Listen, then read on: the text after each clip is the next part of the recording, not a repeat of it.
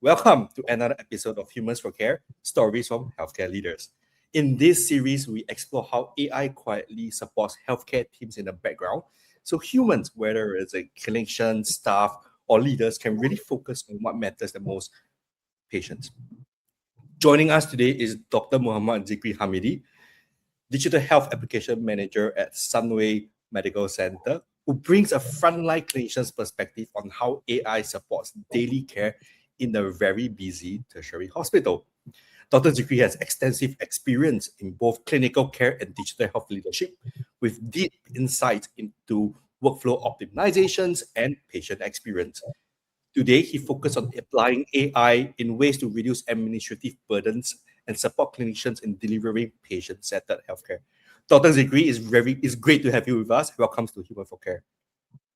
Thank you, Wei Chun, for having me today. I want to start off with something a little bit more introspective, right? From a clinician's perspective, actually, where does AI genuinely add value in everyday clinical work that you see today? From a clinician's perspective, where I both experiences in a clinical field as well, AI should be in a background, not foreground, and it should be a supportive, not directive, context aware, and not generic. You Yeah. can take as a layman or useful way to think AI is like a good junior team member. You know, when you are about to see a patient, it pre-read the case and flag what matters, summarizes information, and reminds you of the things that needed to be highlighted. But it never makes the final decision and never interrupts your relationship with the patient. Right. So And I want to conclude that AI is not here to replace a clinical judgment. It is here to protect it, actually. thanks for sharing that, Dr. Zikri. I thought that was very insightful. You brought up very good points that I want to dive a little bit deeper, right? You mentioned that Mhm. AI is supposed to feel feeling like a teammate and not just another system. But how do you exactly, what does it need to do to build that trust with a clinician like yourself? As I always tell you, when it comes to adoption in AI, when it comes to healthcare, we are the slowest to adapt it. To be honest, you can see the banking systems now. They are using all the technologies that they have with a high security level. But when it comes to patient care, yeah, we have to be very careful. That's one important takeaway. We have to be very careful because um, AI is not going to replace as like clinical judgment. So nowadays, people perspective or doctors or clinicians, they see AI as to replace that. No, it's actually to help that. AI is is a clinical support. So for example, in Sunway, in busy tertiary care, clinical coordination challenges are often underestimated. You know, um, when you say about digital tools, technology teams often design systems assuming one patient, one problem, one workflow, and one decision at a Mm, time. But on the real ground, clinicians are constantly juggling multiple patients, competing priorities, interruptions every few minutes, incomplete information, and decisions have to be made in time pressure. So one thing that AI can help actually make differs from other digital tools is it is actually a coordination of the work. So instead of the clinicians' days spent of chasing information, clarifying plans between teams, repeating the same explanation to different stakeholders, it does help bridging gaps between departments. So this coordination burden really rarely appears in official workflow diagrams, but it yeah. is where burnout actually lives. So what we call is a cognitive loop, switching between systems, remembering pending tasks, and then tracking evolving clinical narratives and holding risk in your head without clear visibility. So technology often adds data, but not clarity. When it comes to AI, it is whole opposite system. It is clarity. This is where AI can genuinely help, not by giving more alerts or recommendations, but by synthesizing information across systems. So it can highlight what's changed, surfacing what's clinical relevant now, and supporting continuity when teams change shifts. I give you one clear example, Richard. We are always afraid when a patient being admitted for at least 2 or 3 months, you know. So when I was in hospital settings, I was taking care of that cubicle. There was one patient who has been admitted for the past 2 months. You know, when this fear comes in, when he is about to discharge. So whoever to take care of that patient and is about to discharge on that day, you have to summarize 2 months of admission, what has been done, Mm. what is the clinical improvement of that patient, and that is the fear of that clinician. So instead of taking care of that patient itself, they have to do a clerking or clerical work in the hospital settings. So I was the person who have to summarize 2 months of admission of that patient in the one whole piece paper of patient discharge note.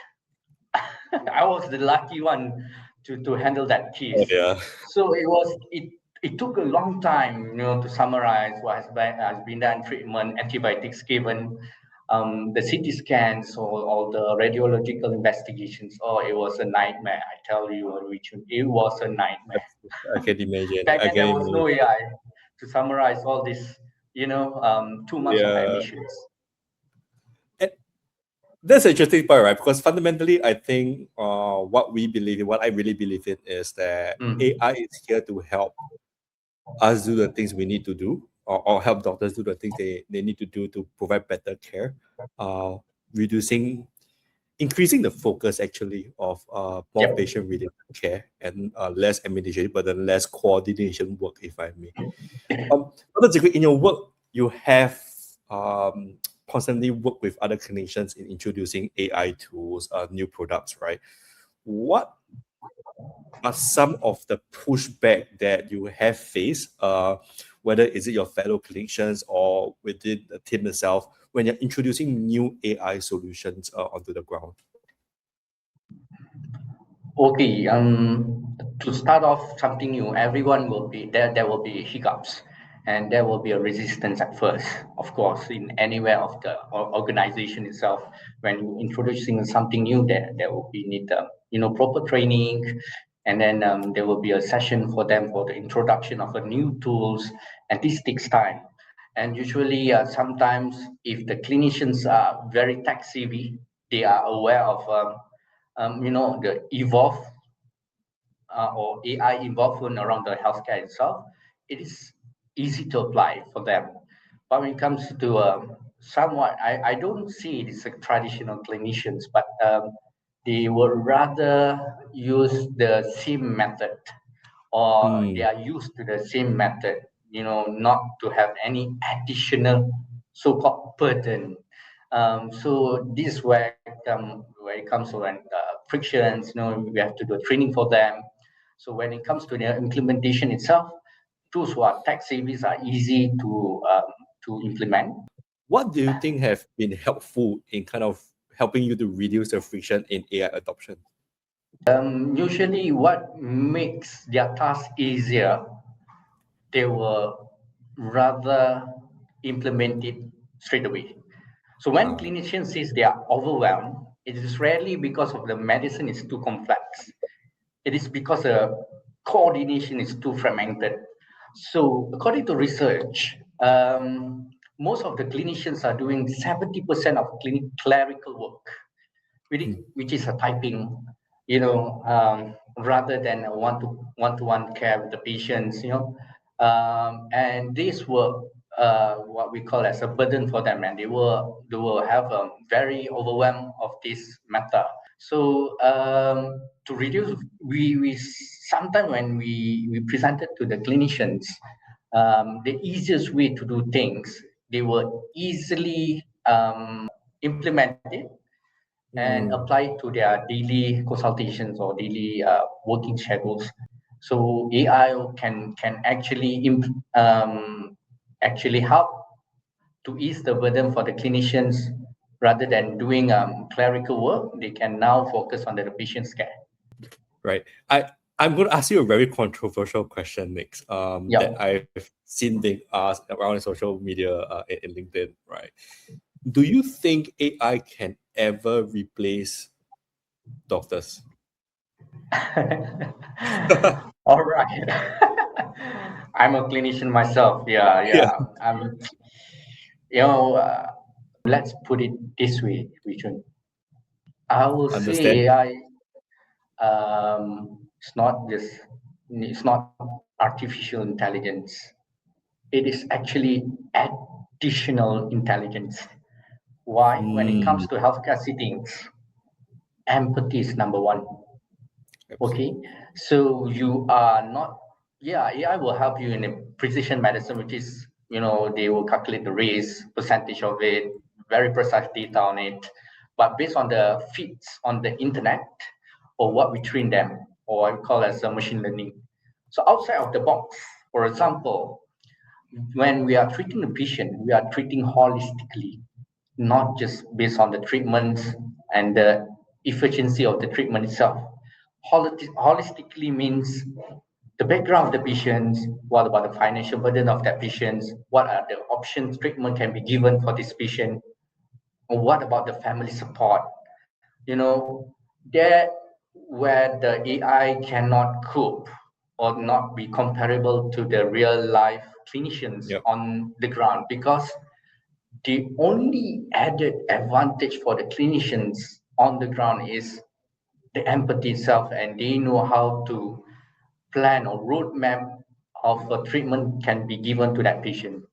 So AI can just lay out, oh, this is treatments A, B, C, Yeah. D. But when it comes to the clinicians, they see holistically. What about financial burden? What about the family support and all that? If this doesn't work, what else can work? So all in all, AI in a healthcare settings, and my point of view is additional intelligence rather than artificial intelligence. Thank you, Dr. Zikri, for such a thoughtful and grounded conversation. Your perspective has kind of really showed how AI can quietly support clinicians, freeing up time, attention for patients while really strengthening care. And the clear advantage that clinicians bring to the ground that artificial intelligence, or in other words, additional intelligence, today do not bring to the ground. This brings us to the close of the episode of Humans for Care Stories from Healthcare Leaders. If this resonated with you, please follow our page for future conversations and join the discussion using the hashtag Humans for Care. Thank you, Dr. Zikri. Thank you so much, Richard. Last message. AI should be take care of information and coordination, so clinicians can take care of the patients. Thank you.